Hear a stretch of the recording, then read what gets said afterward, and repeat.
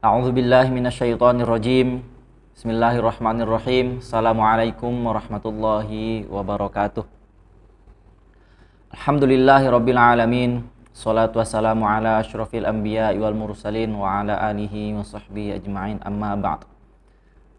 Kaum muslimin, kawan-kawan seiman dan seagama rahimakumullah yang dirahmati oleh Allah Subhanahu wa taala.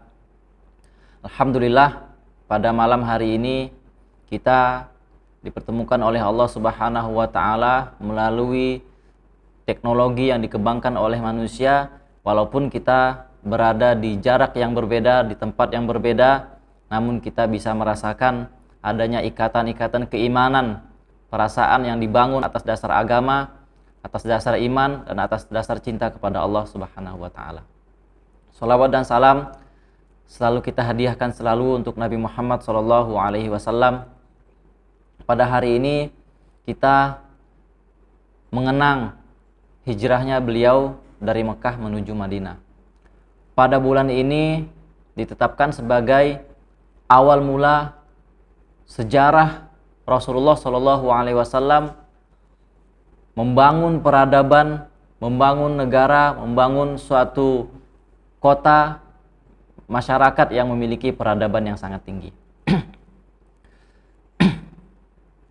Kaum muslimin yang dirahmati Allah Subhanahu wa taala, sebelum memulai materi pada malam hari ini, perkenankan saya mengucapkan kepada jamaah semuanya, pada kaum muslimin semuanya, selamat tahun baru Islam 1442 Hijriah, Amun Jadid, kullu am wa antum bi khair.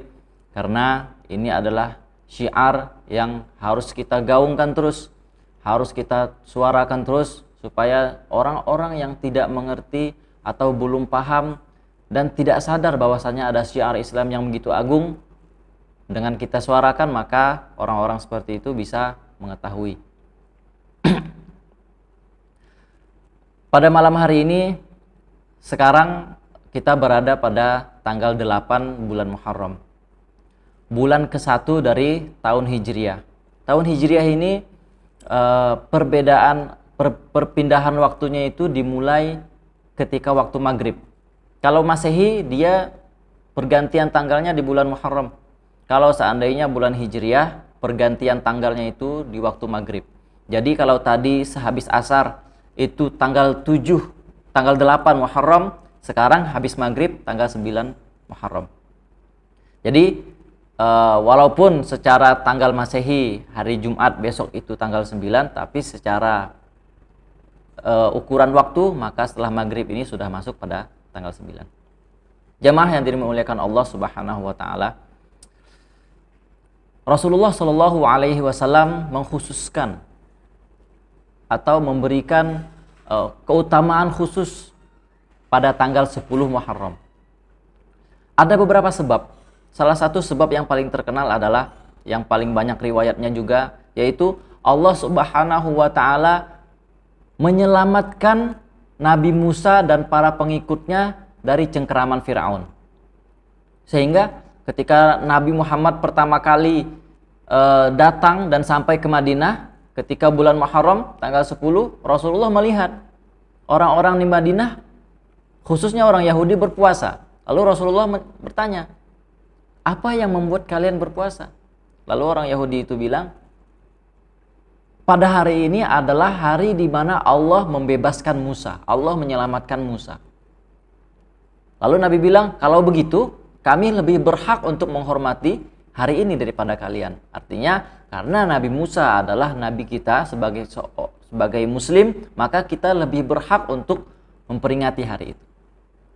Nah, mulai dari hari itu, Rasulullah SAW menganjurkan para sahabatnya dan kita semuanya pada hari ini untuk berpuasa pada tanggal 10.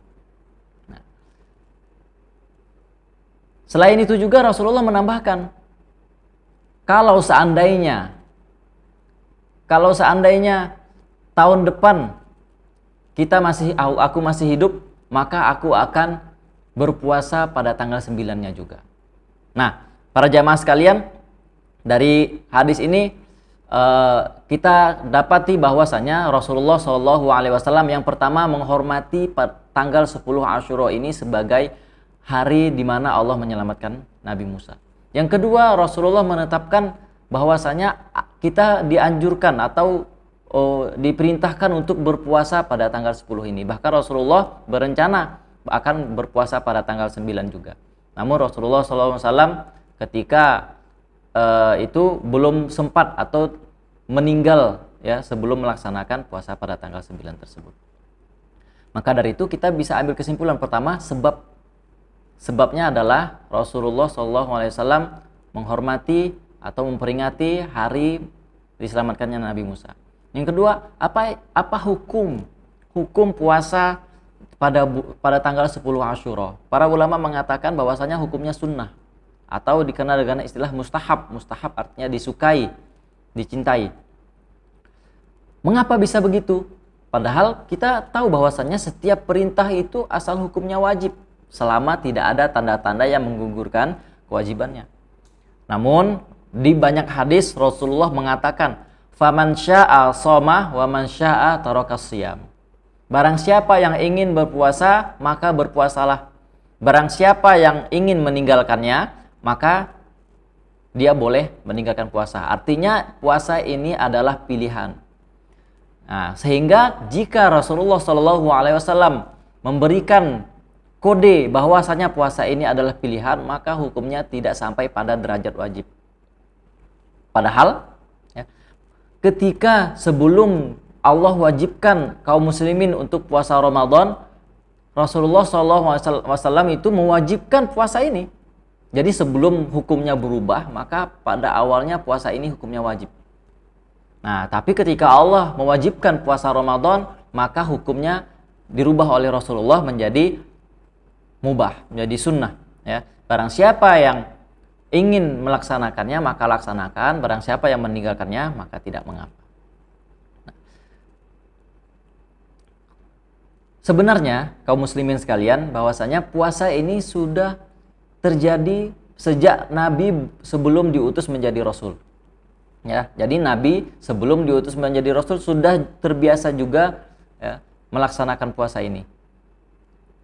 Ini dalam metode penetapan hukum Islam dikenal dengan istilah syar'u man qablana, yaitu syariat yang sudah dilakukan sebelum Nabi Muhammad diutus, sebagaimana puasa Nabi Daud, sebagaimana sholat tahajud, sebagaimana puasa dan lain-lain, itu namanya syar'u man qablana.